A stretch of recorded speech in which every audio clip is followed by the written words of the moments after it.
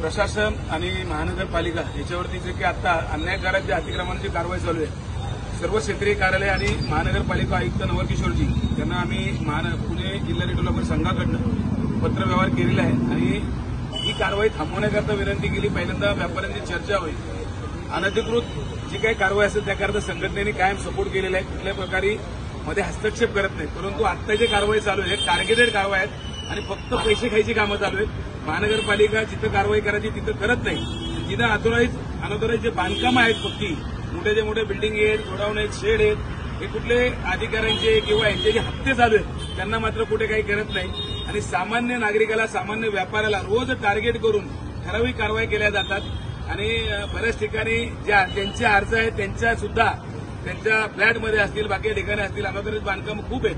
परंतु टार्गेटेड म्हणजे आता हा जवळजवळ महिना दीड महिन्याचा प्रकार चालू आहे आणि पुणे शहरामध्ये प्रत्येक भागामध्ये या प्रकारची कारवाई चालू आहे। कुठलाही फ्रीज व्यवसायाचं जे साधन, उपजीविकेचं साधन असतं ज्याच्यावरती व्यवसाय चालतो, ते डायरेक्ट तोडले जातात, कुठली संधी दिली जात नाही।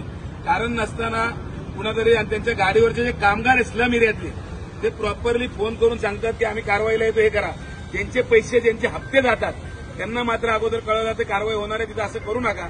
आणि गरीब व्यापाऱ्यांना ज्यांनी पैसा लावलेला आहे, ज्यांनी खर्च केलेला आहे, त्यांना कुठली नोटीस न देता, काही कल्पना न देता डायरेक्ट तोडातून तुम्ही बघितलं असेल, तोडण्याबद्दल, कारवाईबद्दल संघटनेचा कधी विरोध नव्हता। परंतु ज्या पद्धतीने ही तालिबान पद्धतीने जी कारवाई चालू आहे, ती डायरेक्ट फ्रीज तोडायचे, वस्तू तोडायच्या, त्यांना कुठेही घेऊन द्यायचे नाही, जप्त न करता त्याचा कुठेतरी सेटलमेंट करायच्या, याविषयी भरमसाठ चुकीचे प्रकार चालू आहेत। आम्ही महानगरपालिकेला रीतसर पत्र दिलेले, त्यांनी व्यापारी संघटनेची बैठक घ्यावी आणि बैठकीनंतर त्या बैठकीत जिथं कुठे अतिक्रमण असेल, संघटना तुमच्या सोबत आहे, आम्ही स्वतः काढून घेऊ। तुम्ही अतिक्रमणाकरता जी काही 40, 50, 500 लोक बरोबर घेऊन येता, ते सुद्धा आमच्या पगारावर घेऊन येता। टॅक्स आम्ही भरतोय, त्या टॅक्समधनं तुमचा जो जमा खर्च होतो अतिक्रमणाला कारवाई करता जे खर्च होतात, जीसीबीचं भाडं असेल, अधिकाऱ्यांचा पगार असेल, हाजिरीवरती आणलेली मुलं असतील, याचा पगार सुद्धा आमच्या पैशांना जातोय। हे पैसे फुकट वाया घालवत आहेत। आम्ही कायम पत्र देतोय की आम्हाला अतिक्रमण कुठं आहे ते सांगा, विभागीय संघटनेचे पदाधिकारी तुमच्याबरोबर फिरतील आणि जिथं जिथं अतिक्रमण अनधिकृत असेल ते आम्ही स्वतः आमच्या हाताने काढून घेतो। ते जर काढलं नाही तर त्यानंतर नक्की तुम्ही ज्या पद्धतीने कारवाई करा, आम्ही त्याच्यामध्ये येणार नाही। परंतु अशा पद्धतीने जर कारवाई होत राहिली आणि आम्ही बघतोय, सगळीकडे बघतोय, प्रत्येक क्षेत्रीय कार्यालयाच्या अंतर्गत फक्त ज्यांचं कुठं पैसे येत नाही, जे कोणी देत नाही आणि कुठेतरी जातीभेद होतो, त्याच्यामुळे ह्या कारवाया केल्या जातात, हे आम्ही स्पष्ट पाहिलेलं आहे आणि निदर्शन आणून दिलेलं आहे। प्लॅस्टिकची सुद्धा कारवाई होती, ती सुद्धा पैसे वसुलीची होते।